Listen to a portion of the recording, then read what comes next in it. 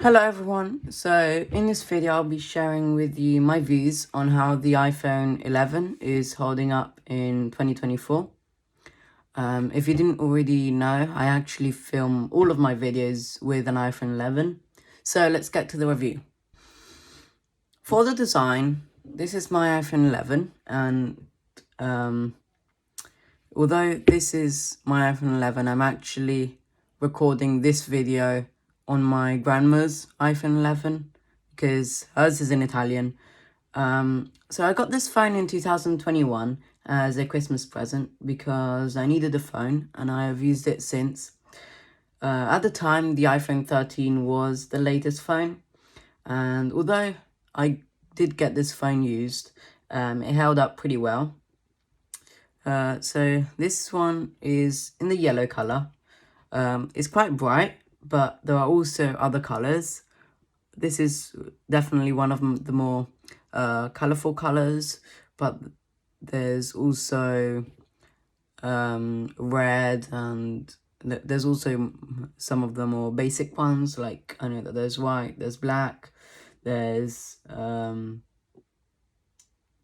think that they have a green. I think that's with the 12, but there's quite a few colors.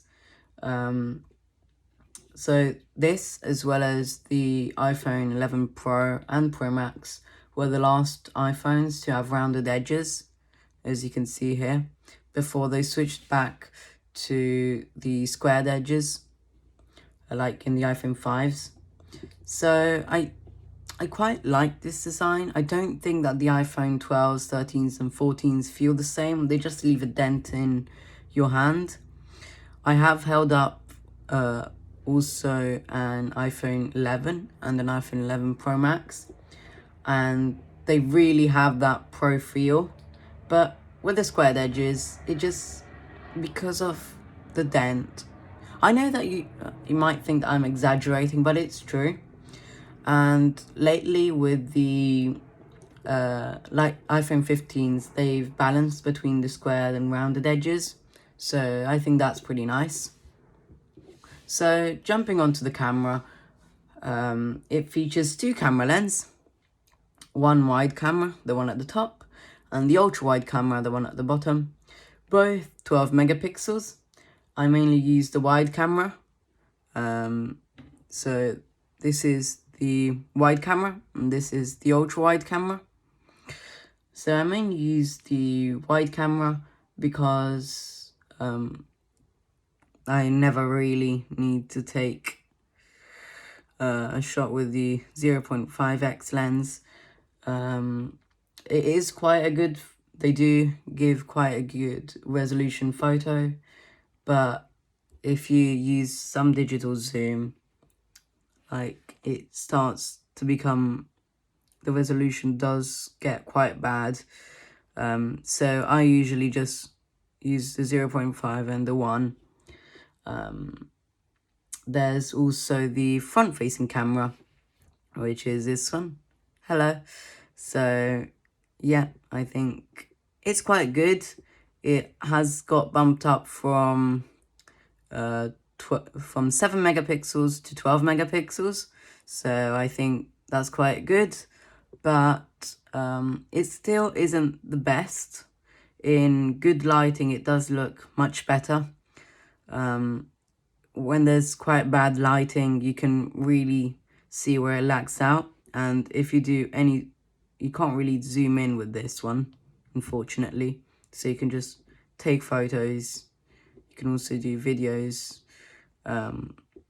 Yeah, so again, the back cameras do have, so they have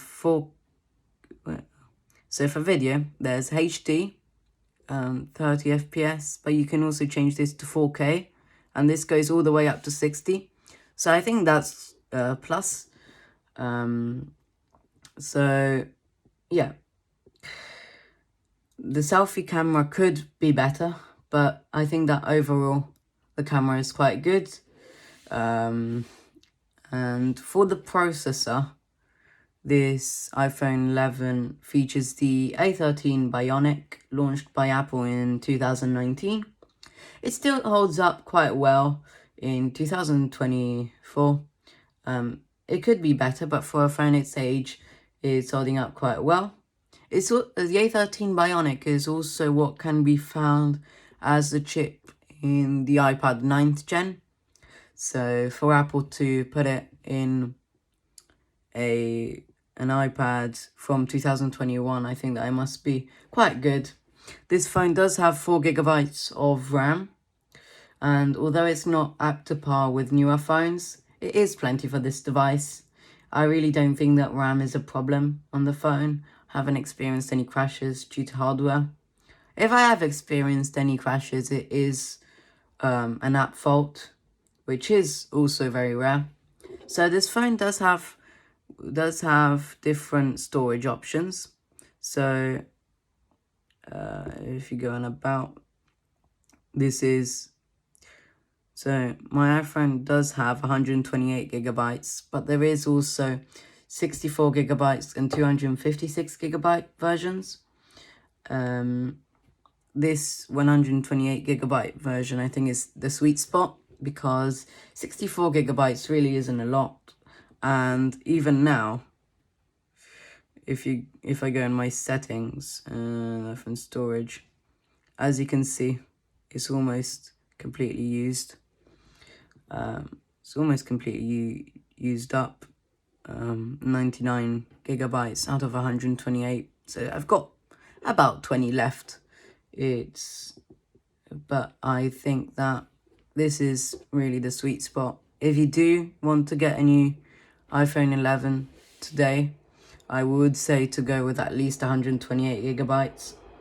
And I am quite happy that this phone does, that Apple did give these options on what storage options to get. So yeah.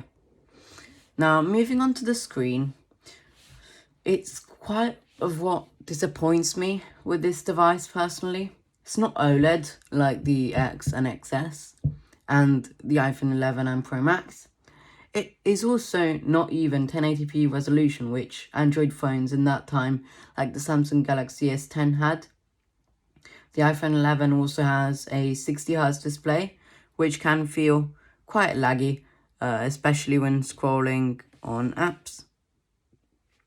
Like if you're scrolling here on YouTube, you can feel that it feels quite laggy. You need to slow down a bit.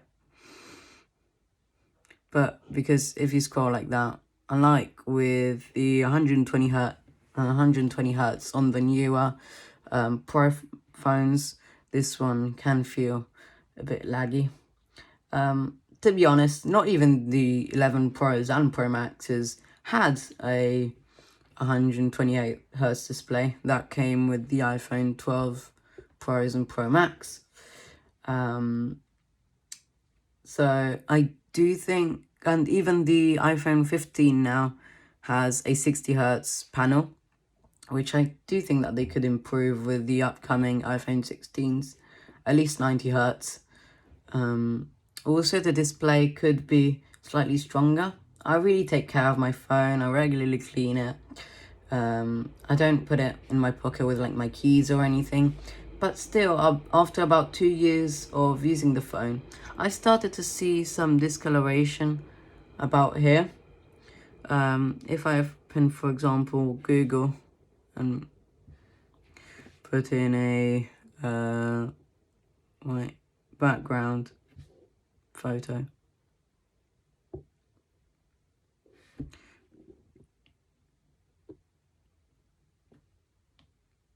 here, for example, you can see the where it's slightly discolored here. I haven't really dropped it. No. So it could be a pressure point or screen burn.